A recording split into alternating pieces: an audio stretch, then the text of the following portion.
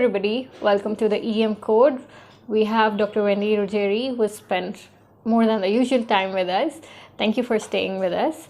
And my next question to Dr. Wendy is, have you ever faced gender discrimination? Part 2 of my chat with the EM Code, Dr. Wajihad, thank you so much again. I'm going to say that yes, the answer is yes, not very strongly, but I have. In the context of, in the United States, emergency medicine is pretty, I would say half and half, women and men. So it's pretty common to have that during a shift. Usually it's either all girls that are working or half and half. But I have encountered older physicians in smaller hospitals that will really not direct their dialogue to me directly or not look me in the eye. For example, I was working at a small hospital when I was a recent graduate, and I had an orthopedic consult, and of course I'm a young female, and the consultant was maybe in his 60s, and he came down and I had the x-ray ready to show him, the computer was open, and he sat down and started discussing my patient with my colleague who was a male, discussing the fracture and the treatment plan. And so the way I just dealt with it, and I continue to do so, is really, just be firm and say, this is I'm Dr. So-and-so. In my case, I'm Dr. Ruggeri. This is my patient. And I would like you to consult and give me your opinion on your treatment plan. Please let me know. And so just, being confident, face to face or in his face. It happened one time with another orthopedic surgeon at another hospital, and this guy was younger, but still he came down, and as we do here in the United States, you stretch out your hand to say nice to meet you. With COVID, not so much anymore. And I did that, and he completely ignored me and just spoke to my male colleague, right, like if I was a piece of glass. So again, I had to stand in front of him, say, I'm the emergency medicine physician who consulted you. This is my patient. If you'd like to see the x-rays, if you'd like to see the patient, he is in room so-and-so, or, and kind of be very direct and kind of stand your ground. And you just have to keep repeating that until they realize who you are. And that has been my experience. I think it was a great comeback, and there's no better way than telling them on their face that you own the place. Going to the next question, I cannot talk about your contributions, and EMRAP is again kind of a very famous platform. I'd leave it on you to say about EMRAP. It's spelled EMRAP, and it's I do not own it, not at all. It's a great group of physicians led mainly by Dr. Mel Herbert, who is part of UCLA, and he's been here for a while. And it's just an amazing group of academic physicians who have podcasts. They have essentially a abundant amount of educational material for emergency medicine, and they have actually expanded to family medicine, urgent care, and other things. There is a branch of EMRAP called EMRAP Go, which is the GO stands for Global Outreach, where they do a lot of international work. The idea is to educate, other physicians in other countries who don't have access to emergency medicine as a specialty, to have material to, have them advance in their education and become proficient in emergency medicine.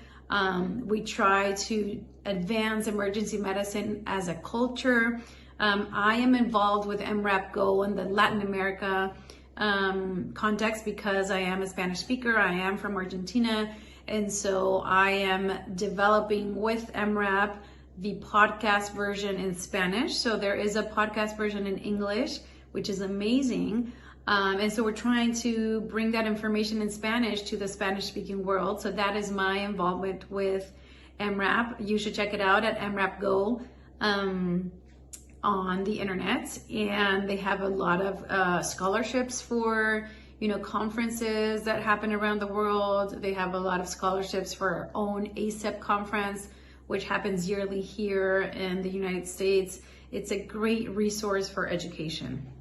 I really like your decision of using your immigrant status and your mother tongue Spanish to reach out to the people who cannot have the access to the resources that are available on the internet in English language. That's commendable. And moving to the next call, that is asking for a raise or a salary rise or a promotion when you are in a position like this. How has your journey been? I think fortunately I haven't had too much because of how the emergency medicine system works, specifically in the state of California where I'm at, because it does work differently in the rest of the country, but we are paid on an hourly base, and then we are paid on productivity on top of that. So we are sort of guaranteed a minimum amount per hour, and then depending on the amount of patients that we see and how productive we might be during one shift, we get an increase in our pay per hour. So that's how it works. So it's really, I work with people that are super fast and make more money per hour than I do, or people that see a lot more patients than I do, but then, if we're working an 8-hour shift, they might end up staying, 3 more hours after their shift, which is unpaid time to catch up with their charts and do, finish the work. And this goes with wellness again, my own sort of rule for myself is that I try not to stay overtime. If my shift is 8 hours, I might have to stay an extra hour to wait for an admission or, kind of close pending things. But I know that if I take on too many patients and I have to stay 4 more hours, then that's not working for me, right? I don't want to end up working so much that in the end, those last hours are not really paid, but then maybe my productivity would go up, so my hourly rate would get paid. So it's a fine balance, and it depends on what kind of system you work with. So I have not had to ask for a raise particularly because of that. I think there have been instances where you have to prove your knowledge and experience to get perhaps an academic position or something along those lines. One thing that I have struggled with is I initially, and I still like to get involved in a lot of activities, and a lot of those were volunteer activities. For example, I have worked before with trips to Mexico, right? California and Los Angeles is close to the border with Mexico. And so there's a lot of groups working with immigrants that cross the border. And so I really like those kind of projects because I speak Spanish and I find myself useful to get involved in all these extra activities that are not paid. And so at one point, you start getting requests to participate in these things, right? And my own struggle has been to say no, right? So enough of volunteer activities and unpaid things. I still do some things, and I think it's, because it's my passion and I am committed to certain projects that I still continue. But a lot of times they ask me to do things, and I have asked, okay, so this is my rate, and this is, that's a part I struggle with, to say this is how much I charge for this lecture or for this activity.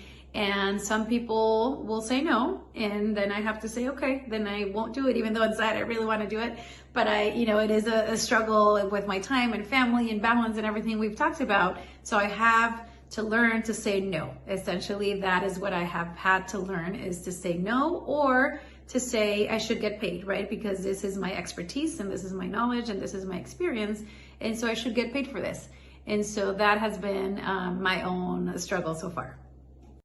Let's talk about the wellness again. How is the awareness about wellness changed over time? That is, like when you were a resident to now when you are at a leadership level. How has it changed over time? Which in my group of doctors at the hospital, have been designated the wellness champion. I think the name is funny. But essentially, we have a meeting every month. Usually they've been virtual for the last year. We used to meet in person, of course. But I am the one in charge of giving maybe like a 10-minute, talk on something related to wellness, because it's such an important topic. And I'm glad you asked about it, because it wasn't a topic, I think, much at all during my training. And now we recognize that it's something, to be addressed. And still, I think we're behind because, the At least in the United States, the suicide rate is really high among physicians, even among emergency medicine physicians. So personally, my mental health, I think, has always been, pretty stable. I think, my rough patches were the cancer, the treatment, but I had a lot of good support during that time. So, but I think, I kind of discovered wellness in the last 5 to 7 years. I worked with a coach for a while, and I think I learned a lot from that.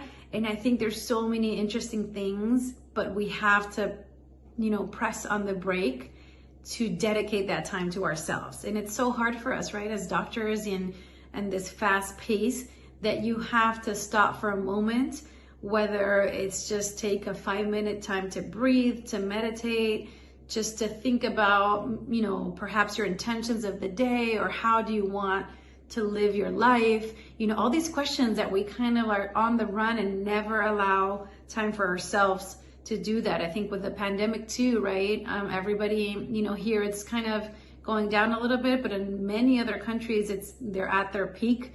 And so dealing with wellness during this pandemic is huge. So having that discussion amongst your group, whether you're in a residency program or you're a, attending physician and you belong to a group of doctors, I think bringing that to the front is really important. So this last year, we kind of focused on that, on how do we deal with this pandemic, with our own anxieties, what makes us anxious and why. And so we kind of had open, just have a safe space for doctors to talk about that and share our own anxieties and how, how can we deal with them. So specifically during the pandemic, I think having a sense of purpose and knowing why you're doing things is really important, to not lose that connection with patients and with our own safety. And so there's a lot of issues. So it's, I'm glad again that you asked about it, because, just reading a little bit on it, I think makes a huge difference if we can manage our thoughts, right? Managing our thoughts is so, so important in our personal life as well as our work life. Thank you, Dr. Wendy. You are indeed a wellness champion. Thank you so much for spending your time with us.